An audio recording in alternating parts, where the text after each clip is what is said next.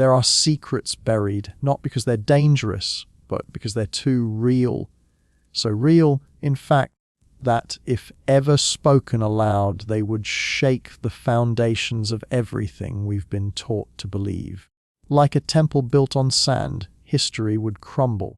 And among those secrets lies a story that no official record dares to tell in full. Not because there's no evidence, but because the truth is too hard to accept. History, as we're often taught, is a record of winners.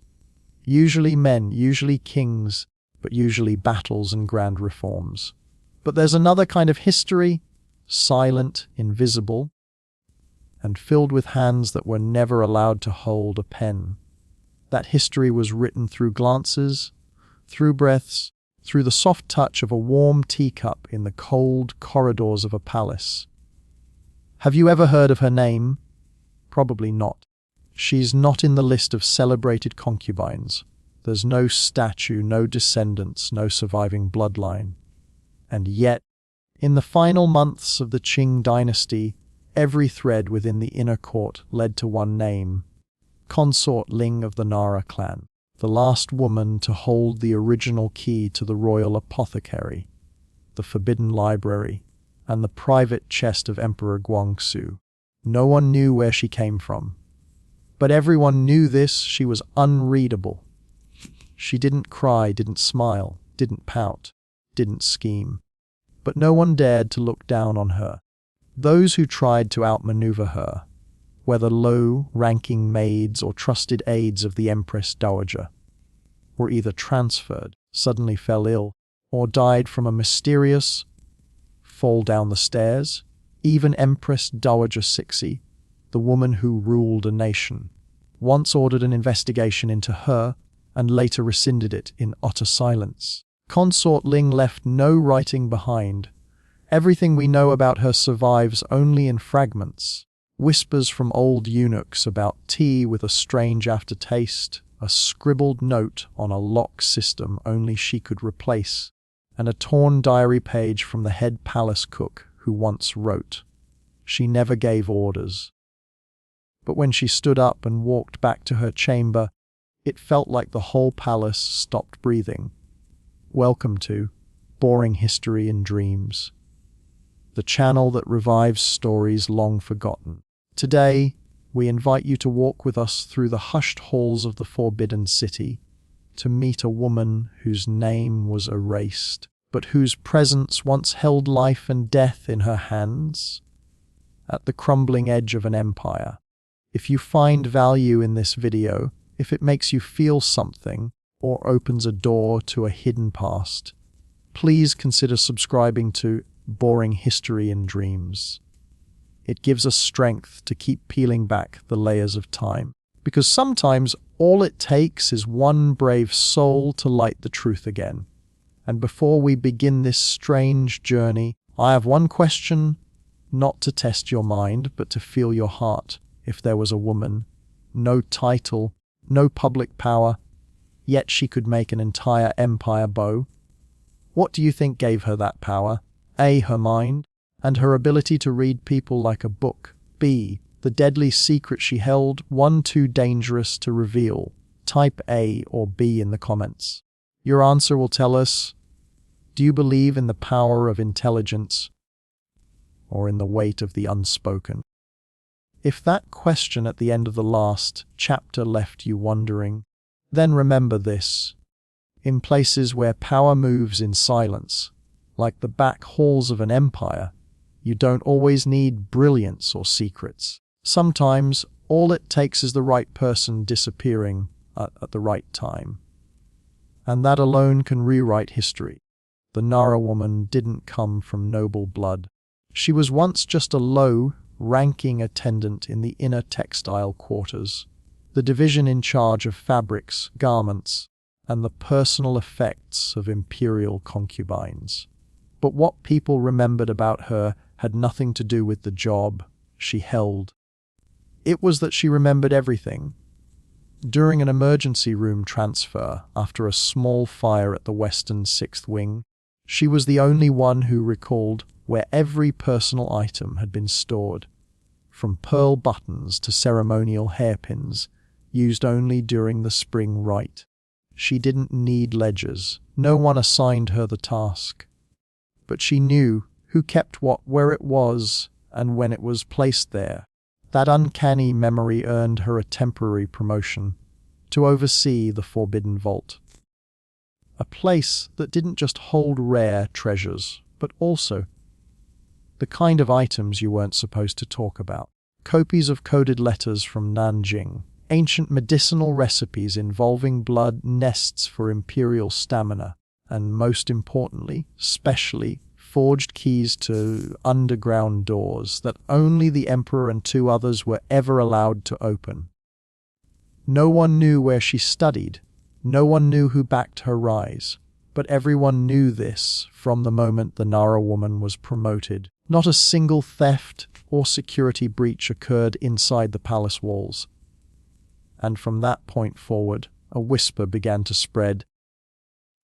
Don't let her watch you for too long. They said she never questioned anyone.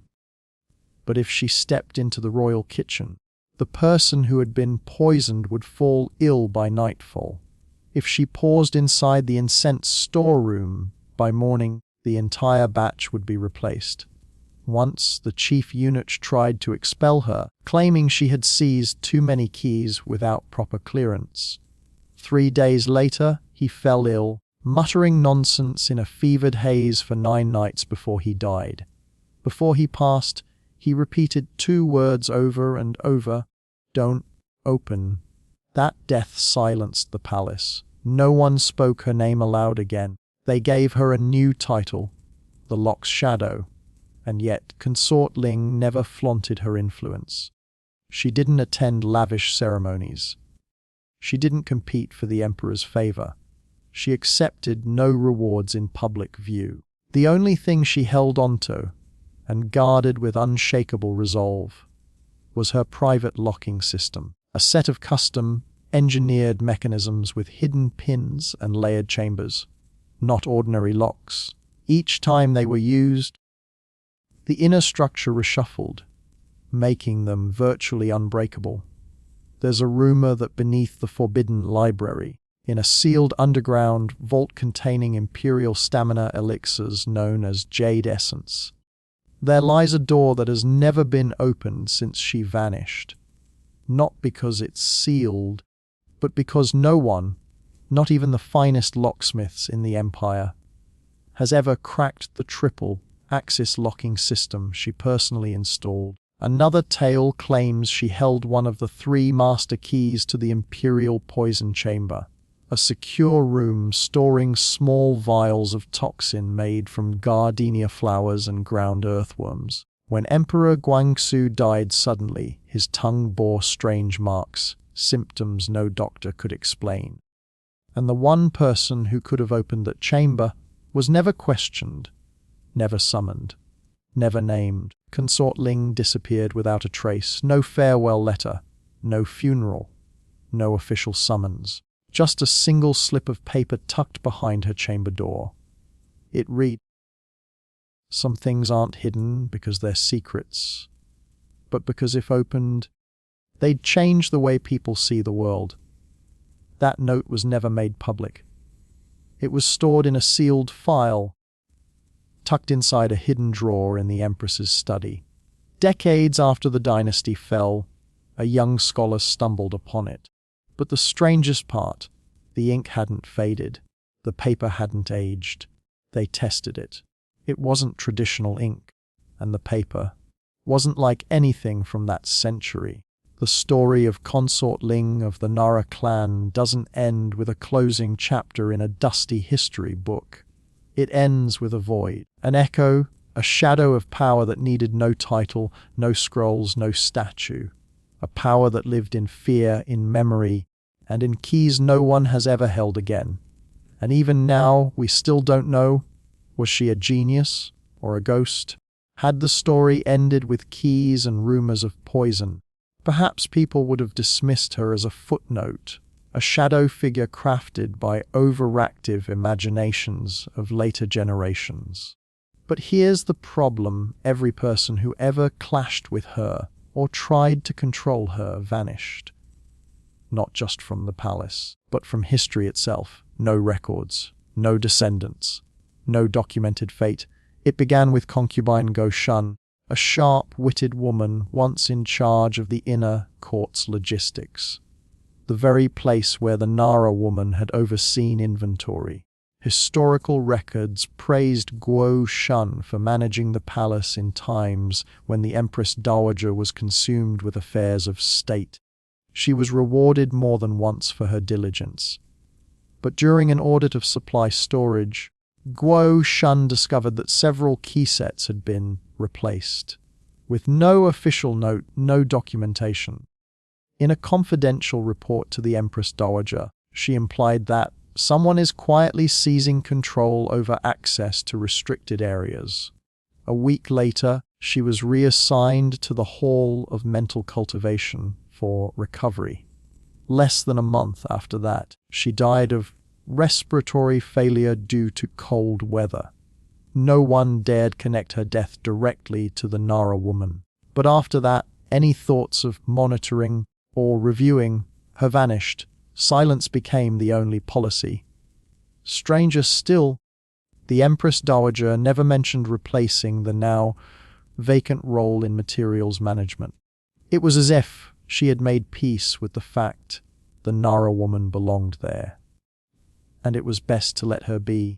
The Empress Dowager, a legendary strategist known for her ruthless rise to power, surely recognized something. That there are people who don't confront with force, but whose mere stillness makes everyone else take a step back. For a woman who once claimed the throne through blood and revolution to tolerate a nameless presence like Consort Ling in her own palace, without ever crossing her, was unprecedented. But the most puzzling piece of this story was her relationship with Emperor Guangxu. In a secret diary once kept by a palace maid assigned to the Hall of Mental Cultivation, a startling entry was found. His Majesty met with her only 4 times during the last 3 years of his life. But after each visit, he would fall into silence for days. No one dared to ask why, but every time the entire pharmacy was locked down. Staff were rotated. Nothing was ever the same. 4 meetings, and each one flipped an entire system inside out. After the 4th visit, Guangxu began rolling out the most radical reforms of his reign: the expansion of Western-style schools, military restructuring, and, most shockingly, a move to reduce the Empress Dowager's authority in internal governance. A wave of royal edicts swept through the court so quickly it left ministers reeling. No one could prove she was behind it. No name was mentioned. But everyone who had witnessed the final encounter remembered one thing. The last time she left the emperor's chamber, she walked slowly, never once looked back. The entire corridor from Yongsho Hall to the Hall of Mental Cultivation was closed for 3 full hours. What was said in that room? Or perhaps, was it her silence again that became the most powerful move of all? In November of 1908, Emperor Guangxu died suddenly after a short, violent illness. 1 day later, the Empress Dowager passed as well. The court plunged into shock. An empire crumbled in 2 consecutive deaths, and in that vacuum, the Nara woman vanished. No one knew where she went. No one saw her leave. No palace maid, no eunuch ever claimed to have laid eyes on her again. Only one person, a humble cleaner in the Empress's study, spoke quietly years later. "I saw a small piece of paper wedged in the crack of a hidden side door. No one dared to open it. They burned it in the incense furnace. 3 days later, every lock she had managed was replaced, except for one. The main lock to the Imperial Apothecary's underground vault. It remained untouched, unopened, untouched. Even today, that door still exists. On guided tours through the Forbidden City, the area is off limits. A small sign simply reads, "Temporarily unavailable." A door a lock, and a woman who was never addressed by the true power she once held. And when we look back now, perhaps what's truly terrifying isn't what she did. It's what she didn't have to do to make an empire bow to her presence. There's one mystery that still baffles scholars to this day. In all the records from the final decades of the Qing dynasty, not a single original document detailing the origins of Consort Ling exists.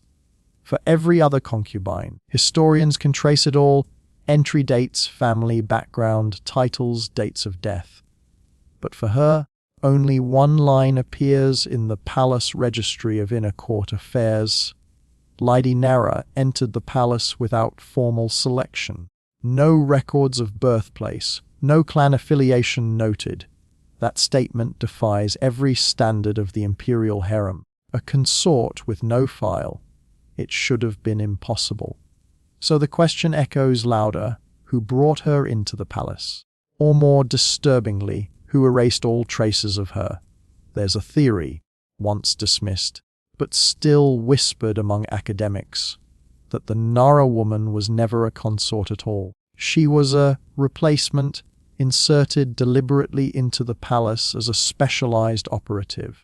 A secret report from the early Republic period includes testimony from a descendant of the Yang family, who once oversaw palace maid supervision under the Tongzhou Emperor. She didn't live in the harem like the other women. She was housed separately, under guard. No one was allowed near her. Every 3 months, someone came to see her, not from the court, but from outside with sealed credentials. Who was she? A highly trained spy, a disciple of some ancient, forbidden sect, or perhaps a descendant of a family once wronged by the throne, placed in the court to manipulate its heart from within. Another theory, quieter, but far more chilling, suggests she was the final keeper of a lost art, a blend of poisoncraft and mechanical lock design traced back to the Tang dynasty. An ancient knowledge the imperial government once tried to eliminate because it was deemed too dangerous to exist. Those who studied it were exiled, silenced, erased, and if she carried that bloodline, then yes, her ability to vanish makes perfect sense. But even those theories can't answer the most haunting question.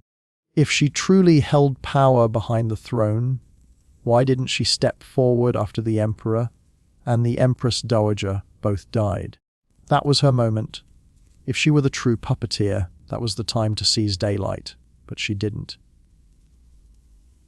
Instead, she withdrew, completely, without a word. No answers, only absence.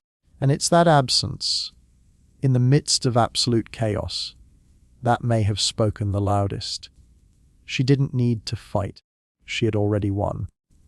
Years later, after the founding of the Republic, a team of researchers was granted access to the Imperial Apothecary's underground vault, the one locked door that still bore her mark.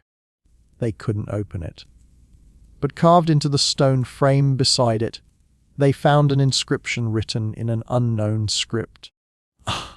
Only open when the seeker no longer wishes to know. No one could decipher its meaning.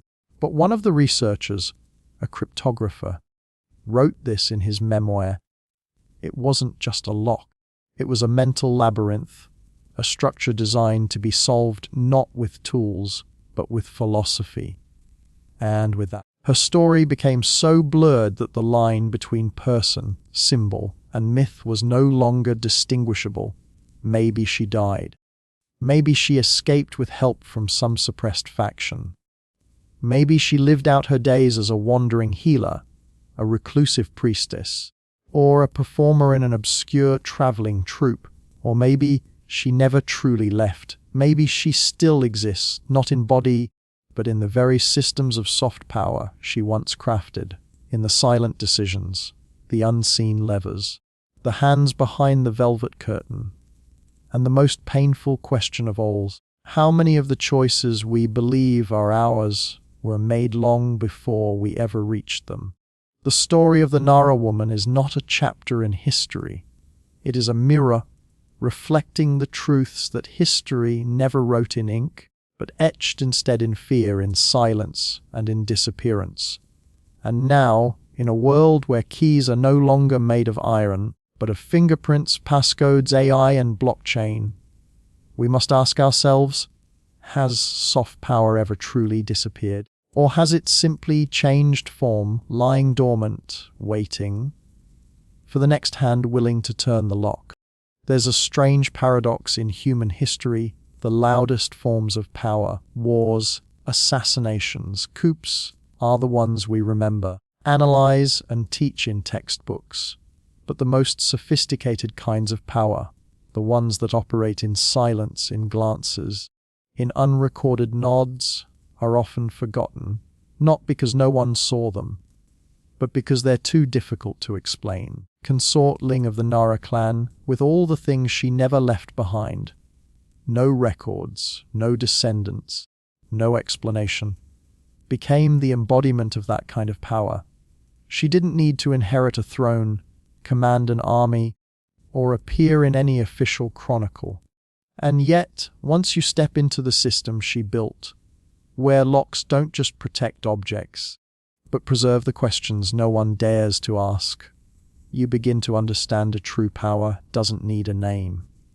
And then, as we exit the forbidden city and step into the 21st century, this age of modernity, democracy, and digital brilliance, we're met with a familiar chill. Look closely at the world around you. Your phone unlocks with your fingerprint. Your home opens with a magnetic card. Your wallet requires a 6-digit code. Your identity lives in the cloud. Every choice you think is yours. What to eat, what to watch, even who to love, is being suggested, guided, and subtly controlled by a silent chain of algorithms. You're no longer locked by chains. You're locked by data. The locks Consort Ling managed held physical things, medicine vaults, sealed letters, private rooms. But the locks of our digital era hold something far more intimate: our thoughts, our desires, our inner selves. And the most terrifying part, no one's forcing us. We lock ourselves through habit. No one forces you to use social media, but you can't stop. No one censors your words, but you filter yourself, afraid of losing likes. No one chooses your partner, but dating algorithms decide who's a good match. No one pushes you, but you follow suggestions without ever asking who's doing the suggesting. And in this hypermodern world, the shadow of Consort Ling returns, as quietly as the day she disappeared from the palace. We thought she was gone, that her style of power had died with the Qing dynasty. But no, she never left. She simply changed form. She became the idea behind every subtle system of control, the arrangement of chairs in a high-level meeting, the scripting of a news segment designed to make millions think the same thought. She exists in stratified power structures where those who truly pull the strings are never seated in the center, but behind the curtain, where the light doesn't reach. Sound familiar? When the public face is just the storefront, but the real decisions are made by a shadowy board. When elections are open and legal, but the media campaign had already programmed the public long before voting day. When the app on your phone offers you free access, but you are the product. Consort Ling doesn't need to return. The modern world has become her new palace. But unlike the Forbidden City, where only a few locks guarded a few doors, today's society has millions of locks on your money, locks on your information, locks on your memories, locks embedded into your own desires. And the one holding the key may not be the most powerful, but the one who knows you best. We used to fear those who held guns, but maybe now we should fear those who don't need to shoot. Just convince us to walk into the cage and lock it behind us. The story of the last woman in the Qing palace is not an ending. It's a reflection, a projection of power structures whether feudal or digital, that all operate on the same truth. Whoever controls access controls fate, whether it's a hidden door in the inner court or your digital bank account, whether it's the silver chest of Empress Sixi or a line of encrypted data on a server, whether it's a bronze key or a faceless algorithm. So ask yourself, are we truly free? Or are we living in a world where every choice was decided long before we made it? If you're still here, still listening, then thank you. Not just for following a story, but for having the courage to open a door that leads to truths that are rarely spoken aloud. Because, as you've seen, no one ever exposed Consort Ling. There was no rebellion in her name, no sentence passed, no title granted. She moved through history like smoke, thin, elusive, but lingering on everything she touched.